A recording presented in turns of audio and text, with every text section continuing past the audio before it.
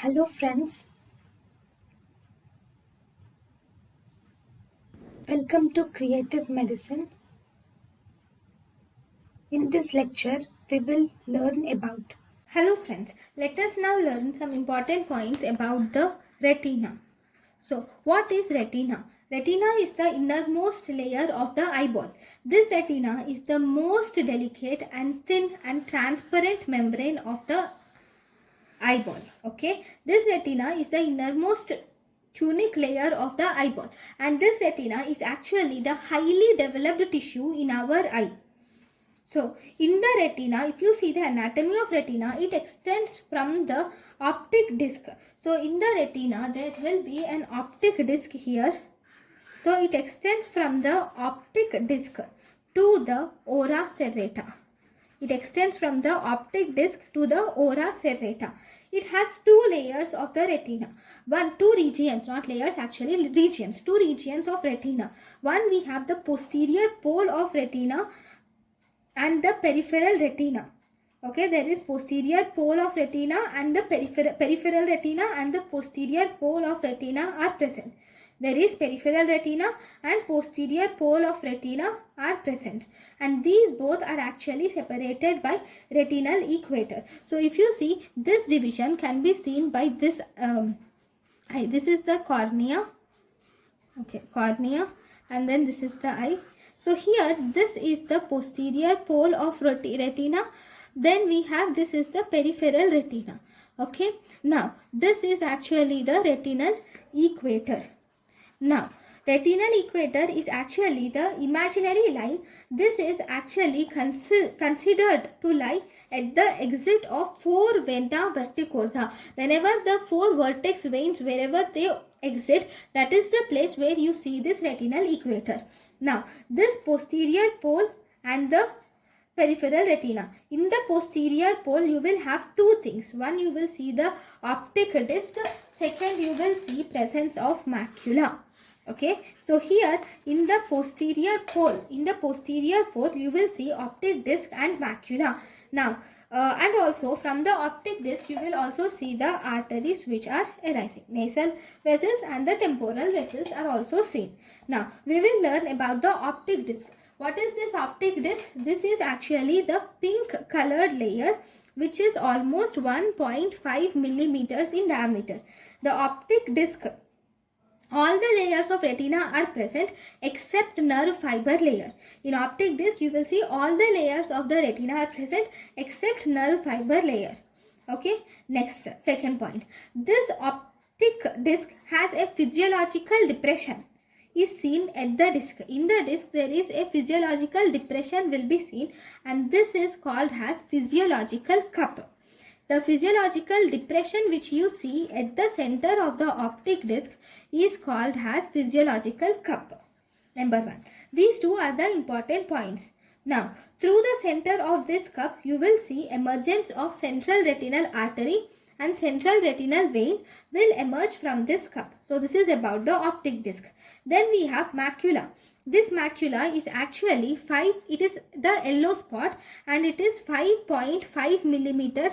This macula is 5.5 millimeters in diameter.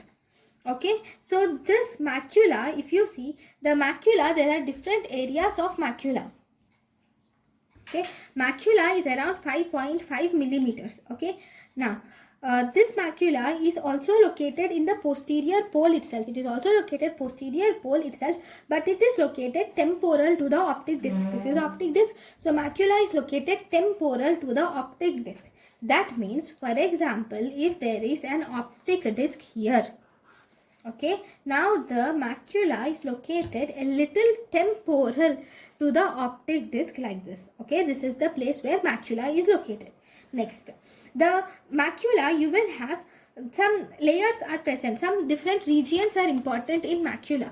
So if you see in the macula, so I am drawing it bigger so that we can understand. So this is macula. This macula diameter is 5.5 millimeters. The central part of the macula is called as Fovea Centralis. The central part of macula is called as Fovea Centralis. This is actually the central depressed part of macula is fovea centralis. Now, in the center of this fovea centralis, again there is a region which is called as foveola.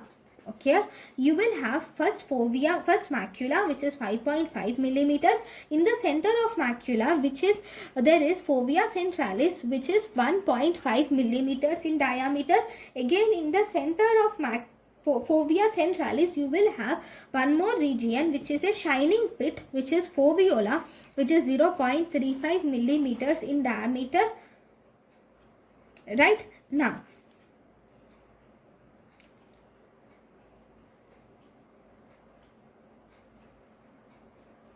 this is foveola, 0.35 millimeters. Right now, including foveola and also the region surrounding the region. See, this foveola and also the surrounding region of the foveola, combinedly you have a layer which is called as foveal avascular zone. That is, surrounding the foveola and the surrounding region will combinedly form the foveal avascular zone, which is around 0.8 millimeters in diameter. This foveal avascular zone, as the name says, it does not contain any retinal capillaries. Okay, so this is the main thing.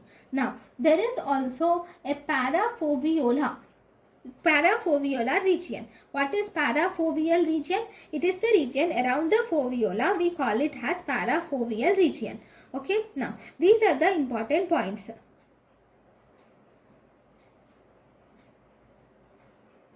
Okay, surrounding the fovea centralis, you have parafoveal region and perifoveal region. Anyways, so this is the posterior pole. So in the posterior pole, we have seen about the optic disc and the macula.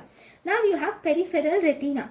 This peripheral retina is bounded posteriorly by the retinal equator, and anteriorly it is bounded by the lamina cribrosa. Posteriorly it is bounded by the retinal equator, and anteriorly it is bounded by the lamina cribrosa. So this is actually the peripheral retina. Now we have ora serrata. Here you will see ora serrata. Ora serrata is the region where the retina attached firmly with the vitreous and choroid, and this retina will end at ora serrata. And anterior to the ora serrata, there will be, here you will see presence of the pars plana and pars plicata and the ciliary bodies. Pars plana, pars plicata and ciliary body, and the lens are seen. Here the place where the retina is attached to the choroid firmly is called as ora serrata. Okay, so this is about the main parts of the retina grossly. Thank you. Thank you, and thank you for watching.